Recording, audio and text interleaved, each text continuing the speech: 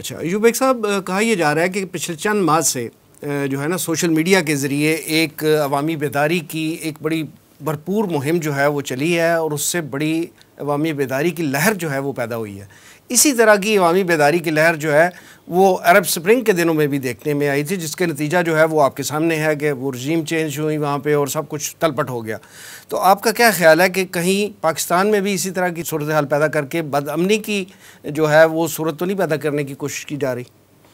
دیکھیے جی، میں سمجھتا ہوں کہ جو پس منظر ہے نا دونوں کا بہت مختلف ہے، اس عرب سپرنگ کا اور جو تیونس سے شروع ہوئی تھی اور پاکستان کا۔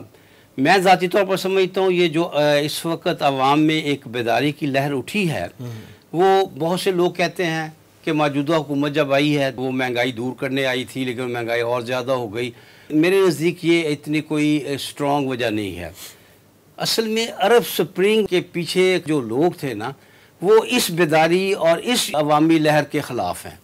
یہ ایک فرق یہ ہے، اور یہ جو ایک دم یہ ہوا ہے، اتنا بڑا ٹرن عوام نے لیا ہے کہ وہ عمران خان جو انتہائی غیر مقبول ہو گئے تھے، وہ ایک دم بہت زیادہ مقبول ہو گئے۔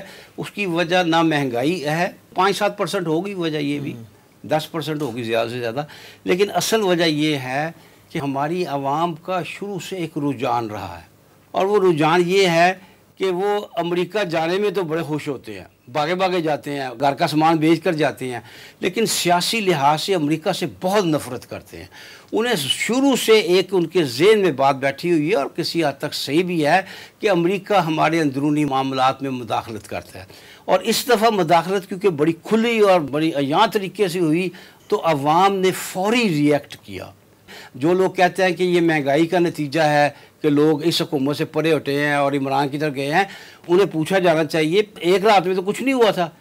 جس دن عمران ہٹا ہے اس دن بڑا غیر مقبول تھا، اور اگلے دن لوگ سڑکوں پہ نکلے ہوئے تھے۔ تو کیا یہ مہنگائی کا اثر تھا؟ نہیں، کیونکہ یہ غلط یا صحیح عمران عوام کے ذہن میں یہ بٹھانے میں کامیاب ہو گیا تھا کہ میرے ہٹائے جانے میں غیر ملکی قوت امریکہ ہے، اور عوام نے اس بیانیوں کو 100% قبول کر لیا تھا۔ لہٰذا عوام بڑی جوش و خروش سے نکلی، اور عوام نے وہ کر دکھایا جس کی کوئی امید ہی نہیں تھی۔ میں یقین سے کہہ سکتا ہوں، اور جو لوگ کہتے تھے صحیح کہتے تھے، کہ جو صورتحال چل رہی تھی اس کے مطابق پی ٹی آئی کا کسی نے ٹکٹ نہیں لینا تھا، کوئی پی ٹی آئی کا ٹکٹ لینے کو تیار نہ ہوتا۔ اور کسی نے کہا تھا نون لیگ والوں میں سے کہ پی ٹی آئی کے لوگ ہیلمٹ پہن کر باہر نکلا کریں۔ غلط نہیں کہا تھا، صحیح کہا تھا۔ یہ صورتحال تھی جو ایک دم بالکل پلٹ گئی، بلکہ تلپٹ ہو گئی۔ تو اس کی وجہ یہ تھی کہ عوام کا یہ خیال، عوام نے اس بیانیے کو انہوں نے سمجھ لیا، انہوں نے ان کے ذہنوں میں یہ بات بیٹھ گئی کہ امریکہ نے ہمارے ملک میں مداخلت کر کے ہماری ایک حکومت کو بدل دیا، چاہے وہ کتنی ہی غیر مقبول حکومت تھی، لیکن امریکہ کو کیا حق ہے بدلنے کا۔ یہ وہ چیز تھی کہ عمران نے پھر اس کا پورا فائدہ اٹھایا۔ وہ جگہ جگہ امریکہ کو 50 جلسوں میں اس نے 500 دفعہ امریکہ کو برا بھلا کہا ہے، اور امریکہ کو ذمہ دار ٹھہرایا ہے اپنے نکالے جانے کا۔ یہ چیز ہے جو عوام کے اندر گئی ہے، اور عوام نے سمجھا ہے کہ امریکہ کا کوئی حق نہیں تھا کہ وہ ہماری حکومت کو بدلے۔ یہ عوام کی بیداری، ان کے شعور نے یہ چیز تسلیم نہیں کی، ان کے ضمیر نے یہ چیز تسلیم نہیں، چاہے یہ غلط ہی ہو، چاہے یہ عمران نے کا خود ساختہ بیانیہ ہو، جیسے کہ بعض لوگ کہتے ہیں کہ، لیکن عوام نے اس کو قبول کر لیا، عوام نے اس کو صحیح سمجھ لیا، اور بہت اس کے شواہد باہر سے بھی آئے۔ عرب سپرنگ کے جو معاملہ تھا بیداری کا، وہ بالکل مختلف تھا۔ وہ ایک شخصی حکومت کے اور کسی ایک شخص کے براجمان ہو جانے کے خلاف تھا، اور کوئی لمبی حکومتیں کر رہی تھی، بعض ڈکٹیٹرز تھے، اس حوالے سے، اور اس جمہوری انداز۔ یعنی آپ کا خیال ہے کہ وہ جو شخصی حکومت تھی جو ایک عرصے سے وہاں پہ کر رہے تھے، وہ ایک واحد فینومینن تھا عرب سپرنگ کے پروان چڑھنے کا، زیادہ ملکوں میں پھیلنے کا، اور اس کے پیچھے کوئی بیرونی قوت نہیں تھی؟ نہیں، بیرونی قوت تھی، بیرونی قوتوں نے اس بات کو بڑھایا کہ تمہارے ملک میں جمہوریت ہونی چاہیے۔ جو تھا وہ جس نے پھل لگایا ہوا تھا، اس نے اپنے آپ کو جلا لیا، یہی واقعہ ہوا تھا نا پہلا، آغاز اسی سے ہوا۔ اس نے اپنے آپ کو جلا لیا، تو لوگ اس پر، وہ غریب اور امیر کا مسئلہ بن گیا، وہ حاکم اور محکوم کا مسئلہ بن گیا، اور لوگ اس پر نکلے۔ اور پھر ہمیشہ جو یہ بیرونی طاقتیں ہوتی ہیں، یہ کچھ ہوتا ہے تو پھر اس کے پیچھے آ جاتی ہیں، تو پھر انہوں نے خوب اس کو دبایا، تیونس سے پھر اس کو آگے بھی بڑھایا۔ یہ سب بیرونی قوتوں کا کام تھا۔ اس میں ایک چیز کا اضافہ کرنا چاہوں گا. دیکھیے جس طرح بیگ صاحب نے فرمایا یہ ساری باتیں اپنی جگہ بجائیں, لیکن عرب اسپرنگ جو ہے وہ ایک فینومینا کا نام تھا, جو ایک لہر جو اٹھی تھی, اس کی اگر آپ ہسٹری ٹریس کریں تو آپ کو یہ یورپین ممالک میں بھی کسی نہ کسی دور میں شاید پچھلی صدی کے آغاز میں نظر آتی ہے. یعنی وہ سول رائٹس کے نام پہ, سوشل سفیئر کے اندر لوگوں کو زیادہ انوالو کرنے کے نام پہ, کئی مرتبہ خواتین کے فیمنزم کے نام پہ ان کو زیادہ انوالو کرنے کے نام پہ, یعنی مختلف طریقہ کار استعمال کیے گئے. اور اس میں جو مختلف قوتیں جسے اب ڈیپ سٹیٹ کہتے ہیں, گلوبل ڈیپ سٹیٹ, اس نے کہیں نہ کہیں اگر ان کی لگائی ہوئی آگ نہیں تھی تو جہاں پہ لگی اس کا فائدہ ضرور اٹھایا.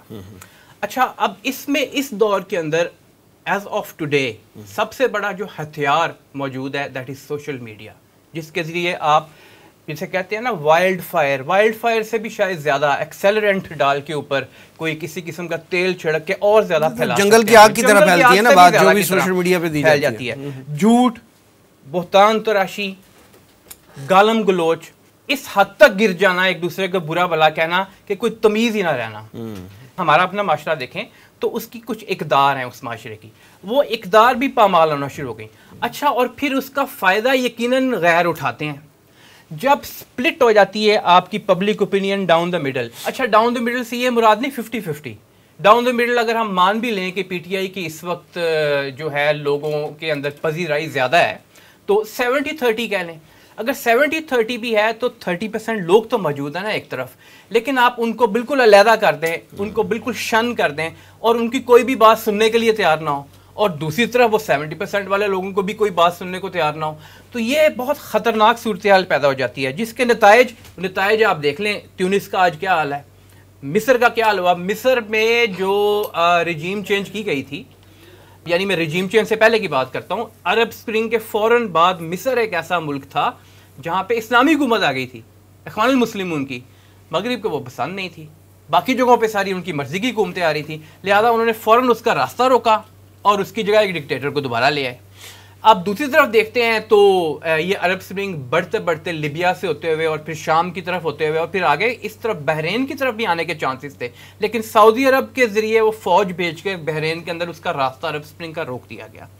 اب دیکھتے ہیں کہ کچھ ایسے ممالک مثلا چائنا اور رشیا وہ سوشل میڈیا پہ بہت زیادہ سینسرشپ کرتے ہیں. ہم اس کے قائل بالکل نہیں ہے کہ مکمل سینسرشپ کر دی جائے, لیکن کوئی ایک آپ کو گائیڈ لائن اور پرنسپلز لازمی بنانے پڑیں گے کسی بھی مہذب معاشرے کو. سوشل میڈیا کو ہاتھ سے نگلنے نہیں دیا جا سکتا, اس کو بے لگام گھوڑے کی طرح چھوڑا نہیں جا سکتا. اس میں کوئی شک نہیں ہے کہ بیداری بھی ہونی چاہیے, شعور بھی ہونا چاہیے, لیکن بیداری بھی رسپانسبل ہونی چاہیے, شعور بھی اکارڈنگ ٹو نیشنل انٹرسٹ ہونا چاہیے, اور ہماری لیڈرشپس کو بھی بڑا کلیئرلی یہ لوگوں کو بتانا چاہیے کہ آپ بیدار ہوں گے تو ہم آپ کو ڈائریکشن کیسے دیں گے مستقبل کی. یہ نہیں کہ بیدار کر کے چھوڑ دیا, پیچھے بیٹھ گئے اور وہ پھر آگے سے جیسے مرضی کرتا رہے. یہ کیوس کے طریقے ہیں, یہ انارکی کی طرف لے کے جاتا ہے, اس میں کوئی خیر نہیں ہوتی.